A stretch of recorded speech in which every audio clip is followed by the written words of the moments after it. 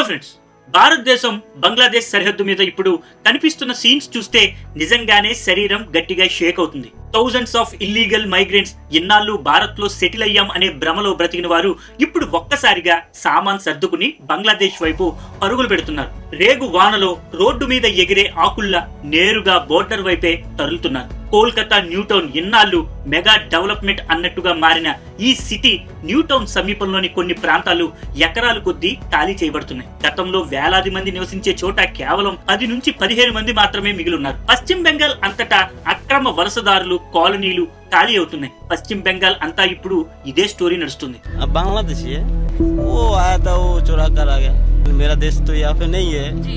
मेरा देश बांग्लादेश है, डॉक्यूमेंट्स बांग्लादेश है, इसलिए हम चला जाएंगे. బంగ్లాదేశ్ నుంచి ఇక్కడికి వచ్చి నకిలీ ఓటర్ ఐడి డూప్లికేట్ ఆధార్ తయారు చేసుకుని మన వనరుల మీద బ్రతికారు. ఉద్యోగాలు లాక్కున్నారు. కొందరు నేరాల్లో ఇరుక్కున్నారు. మరికొందరు ప్రభుత్వ స్కీమ్లని వాడుకున్నారు. కానీ ఇప్పుడు ఎస్ఐఆర్ స్పెషల్ ఇంటెన్సివ్ రివిజన్ ప్రారంభం అవ్వగానే ఒక్కసారిగా ప్యాకప్ అనేసి వీలైనంత స్పీడ్ గా క్యారమ్ స్ట్రైకర్ లా లైన్ దాటి పారిపోతున్నారు. ఇదంతా చూస్తున్న పబ్లిక్ మనకి తెలియకుండానే మన స్టేట్ లో ఎంతమంది ఉన్నారా అని షాక్ అవుతున్నారు. మీడియా లెక్కలు ఏం చెబుతున్నా కానీ గ్రౌండ్ రిపోర్ట్ చెబుతున్న సంఖ్య 2 కోట్లకు పైగా ఇల్లీగల్ బంగ్లాదేశీ మైగ్రెంట్స్ మన దేశంలో అక్రమంగా నివసిస్తున్నారు. ఇది కేవలం బంగ్లాదేశ్ సంఖ్య మాత్రమే. మయన్మార్, నేపాల్, పాకిస్తాన్ వైపు చూసే ధైర్యం కూడా లేదు. ఎందుకంటే అక్కడి నుంచి వచ్చేవారు కలిపితే ఈ నెంబర్ ఎక్కడికి వెళ్తుందో ఎవరు గెస్ చేయలేరు. ఈ రోజు వీడియోలో ఈ మొత్తం గందరగోళం వెనకాలన్న అసలు గేమ్ ఏంటో, ఈ జనాలు భారతదేశానికి ఎలా దూసుకు వస్తున్నారో, మన దేశం లోపలికి వచ్చిన తర్వాత ఫేక్ డాక్యుమెంట్స్ ఎలా సృష్టించుకుంటున్నారో, ఈ కంప్లీట్ ఇష్యూ మన దేశం ఎంత డేంజరస్ స్టేజ్ కి చేరిందో డీటెయిల్ గా తెలుసుకుందాం. ఈ వీడియో చాలా ఇంట్రెస్టింగ్ గా ఉంటుంది. స్కిప్ చేయకుండా చివరి వరకు చూడండి. అలాగే మన ఛానల్ ని సబ్స్క్రైబ్ చేసుకునే వాళ్ళు ఉంటే సబ్స్క్రైబ్ చేసుకోండి. పక్కనే ఉన్న బెల్ ఐకాన్ ని ప్రెస్ చేసి నోటిఫికేషన్ ని ఆన్ లో పెట్టుకోండి. ఈ వీడియో మీకు నచ్చినట్టయితే లైక్ చేయండి, మర్చిపోకుండా షేర్ చేయండి. గత వారం రోజుల నుంచి హిందీ ఛానల్స్, ఇంగ్లీష్ ఛానల్ వాళ్ళు లిటరల్లీ లెక్కించలేనంతగా బంగ్లాదేశ్ బోర్డర్ కి వెళ్లి గ్రౌండ్ రిపోర్ట్ చేస్తున్నారు. రోజు 500 నుంచి 2000 మంది వరకు ఆటోల్లో గీటోల్లో ఏం దొరికితే దాంట్లో సామాన్లు పెట్టుకుని అక్కడ బంగ్లాదేశ్ క్యాలడంగి బోర్డర్ క్రాసింగ్ దగ్గర కూర్చుని ఉంటున్నారు. యూట్యూబ్ లో మీరు చూసినా అర్థమవుతుంది అక్కడి పరిస్థితి. అక్కడ వాళ్ళతో ఎవరెవరు ఇంటర్వ్యూలు చేశారో అందరూ ఒకే మాట చెబుతున్నారు. మీరు ఎంతకాలం అయింది వచ్చి అని అడిగితే కొంతమంది 5 సంవత్సరాలు, మరికొంతమంది 10 సంవత్సరాలు అని చెప్తున్నారు. ఒక మీడియా హౌస్ కి ఒక వ్యక్తి మాట్లాడితే అతను ఏం చెప్తున్నాడో తెలుసా? నేను 22 సంవత్సరాల ముందు ఇండియాకి వచ్చాను బంగ్లాదేశ్ నుంచి అని అంటున్నాడు. అంటే మైగ్రేషన్ ఇక్కడ కొత్త విషయం ఏమీ కాదు, ఒక సిస్టమ్ లా ఎప్పటి నుంచో నడుస్తోంది. ఇదంతా ఎలా జరుగుతుందంటే ముందుగా ఏజెంట్స్ కి డబ్బు ఇవ్వాలి. వెస్ట్ బెంగాల్ టు బంగ్లాదేశ్ కి బోర్డర్ చాలా దూరం ఉంటుంది. అదంతా చాలా వరకు ఫెన్సింగ్ ఉండదు. ఆ ఫెన్సింగ్ ఎక్కడైతే లేదో అక్కడి నుంచే క్రాస్ చేస్తున్నారు. అక్కడ బోర్డర్ ఫెన్సింగ్ లేని చోట కొన్ని గ్యాప్స్ ఉంటాయి. రాత్రిపూట ఆ గ్యాప్స్ దగ్గర 5,000, 10,000 రూపాయలు ఇచ్చేస్తే ఏజెంట్స్ వాళ్ళని రివర్ దాటించి ఇండియా సైడ్ కి తీసుకొస్తారు. బంగ్లాదేశ్ నుంచి ఎక్కిన వెంటనే వెస్ట్ బెంగాల్ లోకి ఎంటర్ అవుతారు. అక్కడి నుంచి నార్త్ 24 పారాగనస్, మాల్డా, ముషీరాబాద్ లాంటి జిల్లాల్లోనే మాక్సిమం వాళ్ళకి ఆశ్రయం కల్పిస్తారు. ఒక్కసారి అక్కడ సెటిల్ అయితే తర్వాత డాక్యుమెంట్స్ గేమ్ మొదలవుతుంది. వెస్ట్ బెంగాల్లో ఆధార్ కార్డ్ కేవలం 20 రూపాయలకే ఇచ్చేస్తారు. అది అసలు ఆధార్ కార్డు కాదు, ఫేక్ ప్రింట్. వాళ్ళకి తెలీదు, వాళ్ళు ఒరిజినల్ అనుకుంటారు. ఏదో ర్యాండమ్ నెంబర్ జనరేట్ చేసి ఫోటో వేసి ప్రింట్ చేసి ఇచ్చేస్తారు. ఆ ఫేక్ ఆధార్ తోనే ఓటర్ ఐడి కూడా తయారవుతుంది. ఇదంతా ఒక్క రోజులో కాదు, సంవత్సరాలుగా ఇన్ఫార్మల్ నెట్వర్క్ లా నడుస్తుంది. ఇదంతా మొదలైంది సిపిఎం టైం నుంచే. జ్యోతి బసు గారు సీఎం గా ఉన్న కాలం నుంచి వెస్ట్ బెంగాల్ లో బంగ్లాదేశ్ మైగ్రేషన్ కంటిన్యూస్ గా నడిచేది. 1965, 1971 మధ్య యుద్ధం తర్వాత బంగ్లాలో అస్సాం బోర్డర్ ప్రాంతాల్లో చాలా మంది బంగ్లాదేశ్ హిందూస్, ముస్లిమ్స్ రెండూ కూడా వచ్చి సెటిల్ అయ్యారు. వీరిద్దరిలో ఎక్కువగా వచ్చింది ముస్లింసే. మాచోస్ అనే పెద్ద హిందూ ఎస్సీ కమ్యూనిటీ అక్కడ ఉంది. ఈ మాటువా ప్రజలు తక్షూర్ మహారాజ్ అనే 19వ శతాబ్దపు రీఫార్మర్ ఫాలోవర్స్. ఈ మాటువా కమ్యూనిటీ డికేట్స్ గా బెంగాల్లో ఉంటున్న చాలా మందికి ఇవాళ దాకా సిటిజన్షిప్ ఫార్మల్ గా రాలేదు. ఇప్పుడు సిఏఏ ప్రాసెస్ ప్రారంభం అయ్యాక ఫస్ట్ టైం వారి సిటిజన్షిప్ ఇష్యూ అడ్రస్ అవుతుంది. వీళ్ళని పక్కన పెడితే అసలు పెద్ద సమస్య బంగ్లాదేశీ ముస్లింలు. ముస్లిం మైగ్రేషన్ వెస్ట్ బెంగాల్, అస్సాం వైపు ఇప్పటి నుంచి కాదు ఎప్పటి నుంచో ఒక కంటిన్యూస్ ఫ్లో లాగే నడుస్తుంది. బీహార్ లో కిషన్ గంజ్ కూడా ఇదే స్టోరీ. 40 ఏళ్లకు ముందు 10% కూడా లేని ముస్లిం పాపులేషన్ ఇప్పుడు 60% అయ్యారు. Complete demographic shift. West Bengal border influence తో జ్యోతి బసు టైంలో ఆధార్ అస్సలు లేదు. ఆ టైంలో ప్రైమరీ ఐడి ఏంటంటే రేషన్ కార్డు మాత్రమే. వలసదారులుగా వచ్చిన వాళ్ళు ఏదో రకంగా సంపాదించేవారు. అది ఓటర్ ఐడికు బేస్ అయ్యింది. తర్వాత ఫేక్ ఆధార్ ర్యాకెట్ బెంగాల్లో బాగా యాక్టివ్ అయ్యాయి. 20 రూపాయలకే ఆధార్ కార్డు ఇస్తున్నారంటే దాన్ని బట్టి అర్థం చేసుకోండి. వెస్ట్ బెంగాల్లో 2-3 Aadhaar enrolment centres fake rackets గా పనిచేస్తున్నాయి. 2 సార్లు రైడ్ అయ్యాయి, అరెస్ట్ అయ్యాయి కూడా. కానీ మళ్ళీ నడుస్తున్నాయి. ఎందుకంటే స్టేట్ లెవెల్ పొలిటికల్ ప్రొటెక్షన్ ఉంది వాళ్ళకి. ఈ లింక్ కేరళలో కూడా కనిపిస్తుంది. అక్కడ ఒక టౌన్ ఉంది, పెరంబవూర్. పేరు చెప్పగానే మలయాళీస్ కూడా నవ్వుతూ చెబుతారు అది చిన్న బెంగాల్ లాంటిది అని. ఎందుకంటే అక్కడ ఆల్మోస్ట్ 100% బెంగాలీ వర్కర్సే ఉంటారు. మలయాళీస్ చాలా తక్కువ. బిల్డింగ్స్ కన్స్ట్రక్షన్, ప్లైవుడ్ ఫ్యాక్టరీస్ అన్ని వీళ్ళు నడుపుతారు. పని కోసం వచ్చిన వాళ్ళు అక్కడే సెటిల్ అయిపోయారు. ఇక అక్కడి నుండి మీరు బెంగాల్కి వెళ్లే ట్రైన్ చూసినా లేదా ఉత్తరప్రదేశ్ వైపు వెళ్లే ట్రైన్ చూసినా మొత్తం వీళ్ళే ఉంటారు. అక్కడ కూడా చాలా మంది ఫేక్ ఆధార్ కార్డ్స్ తో దొరికిపోయారు. ఎందుకంటే మైగ్రెంట్ కోడ్ చాలా పెద్దది కాబట్టి. వాళ్ళలో ఈవెన్ రోహింగ్యాస్ కూడా దొరికారు. కేరళలో పెరుంబవూర్, మలప్పురం సైడ్ లో రోహింగ్యాస్ కి ఒక అడ్వాంటేజ్ ఉంటుంది. వాళ్ళకు UNHCR రెఫ్యూజీ కార్డు ఉంటుంది. నేషనల్ హ్యూమన్ రైట్స్ కమిషన్ కూడా వారి కేసుల్లో అసిస్ట్ చేస్తుంది. ఆ రెఫ్యూజ్ ఐడి ఉంటే ఇండియాలో ఉండొచ్చు, కానీ స్పెసిఫిక్ క్యాంప్స్, స్పెసిఫిక్ ఏరియాస్ లో మాత్రమే. ఇతర స్టేట్ లో వెళ్ళడానికి వీలవుతుంది. కానీ ప్రాక్టికల్లీ క్రౌడ్ లో మిక్స్ అయిపోయి చాలా చోట్ల కనిపిస్తుంటారు వీళ్ళు. అందుకే కేరళలో కూడా మైగ్రెంట్ ఐడి ర్యాకెట్ భారీగా బయటపడింది.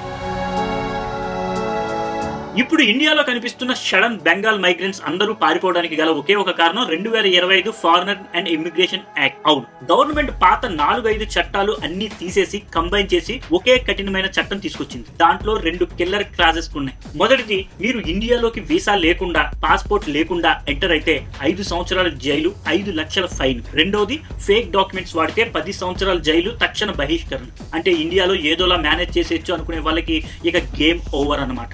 ఈ భయం వల్లే ఇప్పుడు లక్షలాది మంది బంగ్లాదేశీలు బెంగాల్, అస్సాం, బీహార్, జార్ఖండ్, కేరళ వంటి స్టేట్స్ రాత్రికి రాత్రే పారిపోతున్నారు. ఎందుకంటే ఒకసారి పట్టుబడ్డాక రిటర్న్ అయ్యే ఛాన్స్ 0. ఆల్రెడీ రోహింగ్యాస్ పై చూసాం. సెంటర్ వాళ్ళని అండమాన్ లోని కచ్చల్ ఐలాండ్ కి డిపోర్ట్ చేయడం మొదలుపెట్టింది. దీనిపై చాలా పెద్ద హంగామా సుప్రీం కోర్టులో నడిచింది. కోలిన్ కౌన్సిల్, ప్రశాంత్ భూషణ్ లాంటి లాయర్స్ ఇదంతా హ్యూమన్ రైట్స్ వైలేషన్ అని వాళ్ళకి సపోర్ట్ చేశారు. కానీ కోర్టు క్లియర్ గా చెప్పింది వీళ్ళెవరూ ఇండియన్ సిటిజన్స్ కాదు, అలాంటి వాళ్ళని ఇక్కడ ఉంచుకునే అవసరం లేదు అని. ఎగ్జాక్ట్లీ ఇదే లాజిక్ మీద జార్ఖండ్ హైకోర్టు కూడా ఒక ల్యాండ్ మార్క్ ఆర్డర్ ఇచ్చింది. అక్కడ ఏమవుతుందంటే బంగ్లాదేశీ ముస్లిం మెన్ లోకల్ ట్రైబ్ గర్ల్స్ ని పెళ్లి చేసుకుంటున్నారు, ఎదురు కట్నం ఇచ్చి మరి. కానీ ఆఫ్టర్ మ్యారేజ్ కిడ్స్ ని ట్రైబల్ గా చూపించి ట్రైబల్ ల్యాండ్, ట్రైబల్ బెనిఫిట్స్ అన్ని దోచుకుంటున్నారు. హస్బెండ్ మాత్రం తమ ఐడెంటిటీని హైడ్ చేసుకుంటూ సెటిల్ అయిపోయారు. హైకోర్టు దీన్ని ఎక్స్ప్లోయిట్ అంటుంది. ఈ జడ్జిమెంట్ ను మీరు గూగుల్లో కూడా సెర్చ్ చేస్తే దొరుకుతుంది.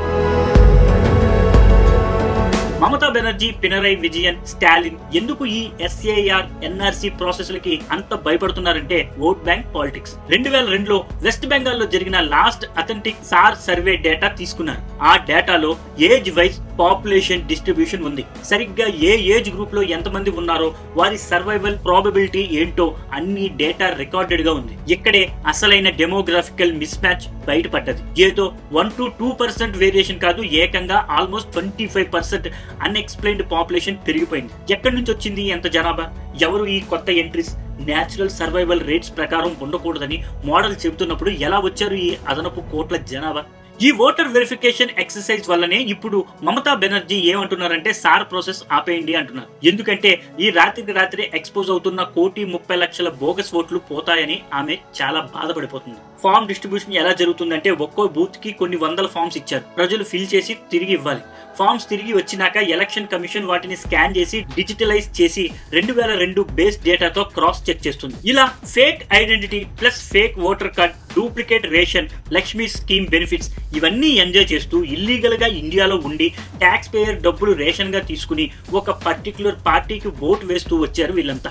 ఇప్పుడు ఆ సిస్టమ్ మొత్తం కొలాప్స్ అవబోతుంది. మమత ఎందుకు భయపడుతుందంటే ఈ సంవత్సరం ఆపేస్తే వీళ్ళు మళ్ళీ తిరిగి బంగ్లాదేశ్ కి వెళ్ళిపోతారు. ఆమెకి పూర్తిగా ఓట్ లాస్ అయిపోతుంది. ఎలక్షన్ కమిషన్ స్ట్రైట్ గా చెప్పింది SAR ఆగదు అని. కేరళలో కూడా ఇదే డ్రామా. పినర్నాయ్ విజయన్ మొదట పెద్ద థ్రెట్ చేసేవాడు. ముస్లిం ని తీసేస్తున్నారు, దళిత్స్ ని తీసేస్తున్నారు ఓటర్స్ లిస్ట్ లోంచి అని చాలా బాధపడిపోయేవాడు. అదే డైలాగ్ బీహార్ లో కూడా జరిగింది. కానీ సుప్రీం కోర్టు కేసు వచ్చింది. లోకల్ బాడీ ఎలక్షన్స్ ముందు సార్ తప్పనిసరి అని కోర్టు కూడా చెప్పేసింది. తమిళనాడులో స్టాలిన్ కూడా ఇదే పరిస్థితి. కానీ ఇతను కోర్టుల దగ్గర ఎక్స్క్యూజ్ అడుగుతూ ఉంటాడు. ఆల్ పార్టీ మీటింగ్ పెట్టి దళిత్, ముస్లింస్, పూర్ పీపుల్ అంటూ ప్రొటెస్టులు చేస్తాడు. అంతలోనే సుప్రీం కోర్టుకి చెప్తాడు, ఇప్పుడే వర్షాలు పడుతున్నాయి, ఫ్లడ్స్ వస్తున్నాయి, క్రిస్మస్ పొంగల్ వస్తాయి, ఇప్పుడే సార్ చేయకండి అని కోర్టుల దగ్గర ఎక్స్క్యూజ్ అడుగుతాడు. అంటే పక్కా రాజకీయంగా సమయం వృధా చేసే సాకులు చెప్తాడు. అయినా గ్రౌండ్ రియాలిటీ ఏంటంటే వెస్ట్ బెంగాల్లో ఇప్పటికీ దగ్గరగా 20% మాత్రమే ఫామ్స్ తిరిగి వచ్చాయి. 80% మంది మిస్సింగ్. అంటే 1.3 కోట్ల బోగస్ ఓటర్లు పెద్ద భాగం ఇప్పుడే స్టేట్ విడిచి పారిపోతున్నారు. 60 నుంచి 70% పీపుల్ డేటా ఆధారంగా కనుమరుగయ్యారని క్లియర్ ఇండికేషన్స్ వచ్చాయి. ఫేక్ ఓటర్స్ ఎకోసిస్టమ్ పూర్తిగా బద్దలవుతుంది. డెడ్ ఓటర్స్ పేర్ల మీద ఓట్ వేయటం, డూప్లికేట్ ఓటర్స్ ను పోషించటం, పర్మనెంట్ మైగ్రెంట్స్ పేర్ల మీద కూడా ఓటు పడటం, వీటన్నిటి election commission first time direct గా బంద్ చేస్తోంది. పొలిటికల్ ఇంపాక్ట్ బీజేపీ ఎంత ఫ్రాడ్ ఉన్నా కూడా గత అసెంబ్లీ ఎలక్షన్ లో 60 సీట్లు దక్కించుకుంది. కాంగ్రెస్ 0. సిపిఎం 30 ఏళ్ల రూల్ చేసిన పార్టీ ఒక్క ఎమ్మెల్యే కూడా లేదు. అయితే కాంగ్రెస్, సిపిఎం కేరళలో కలిసి బిర్యానీ తింటారు, బెంగాల్లో చేతులు కలుపుతారు. ఇది వారి పొలిటికల్ స్ట్రాటజీ. ఇది బెంగాల్ ఒకటే కాదు, ఇతర రాష్ట్రాలకు ఇలాంటి షాక్లే ఉన్నాయి. తెలంగాణలో కూడా త్వరలో సార్ రానుంది. అప్పుడు అసలు బొమ్మ బయటపడుతుంది. Construction sites, farms, pharma companies, illegal immigrants working ఉంటే కాంట్రాక్టర్స్, ల్యాండ్ లార్డ్స్ మీద కేసులు పడుతున్నాయి. ఆల్రెడీ బెంగాల్లో వసీం షేక్ అనే వ్యక్తి 6 ఇల్లీగల్ బంగ్లాదేశీస్ కి ఒక గది ఇచ్చి 18,000 రూపాయలు రెంట్ తీసుకుంటూ పట్టుబడ్డాడు. సార్ వచ్చేసరికి ప్యానిక్ లో వాళ్ళని పంపించేశాడు. ఇదే ఇప్పుడు హైదరాబాద్ లో, వరంగల్, నిజామాబాద్, సంగారెడ్డిలో కూడా ప్రారంభమైంది. బోర్డర్ సంగతి వేరే లెవెల్. రోజుకు ఒక్కో బోర్డర్ పోస్ట్ దగ్గర 2,500 ఇల్లీగల్ ఎంట్రీస్ పట్టుబడుతున్నాయి. Fingerprints, iris scan, full details capture చేసి బంగ్లాదేశ్ కి పంపించేస్తున్నారు. Come through legal routes only అన్న మెసేజ్ బంగ్లాదేశ్ కూడా ఇచ్చేసింది. బెంగాల్లో ఈ రోజు కనిపిస్తున్న ఫియర్ అనేది చిన్నది కాదు, political survival fear. Last election లో బీజేపీ 60 ఎమ్మెల్యే సీట్లు దక్కించుకుంది. నెక్స్ట్ ఎలక్షన్ కి అబ్సల్యూట్లీ మెజారిటీ వచ్చే అవకాశం ఉందని టీఎంసీ లోనే ఇన్సైడర్ సర్కిల్ కూడా ఒప్పుకుంటున్నాయి. అందుకే ఈ భయం. బీహార్ లో ఎక్కడ ఫేక్ ఓటర్స్ తీసేశారో అక్కడ బీజేపీ క్లీన్ స్వీప్ చేసింది. కానీ కిషన్ గంజ్ లాంటి decades old illegal migrant base ఉన్న ప్రాంతాల్లో డాక్యుమెంట్స్ చాలా ఏళ్ల క్రితమే రెగ్యులరైజ్ అయిపోయాయి.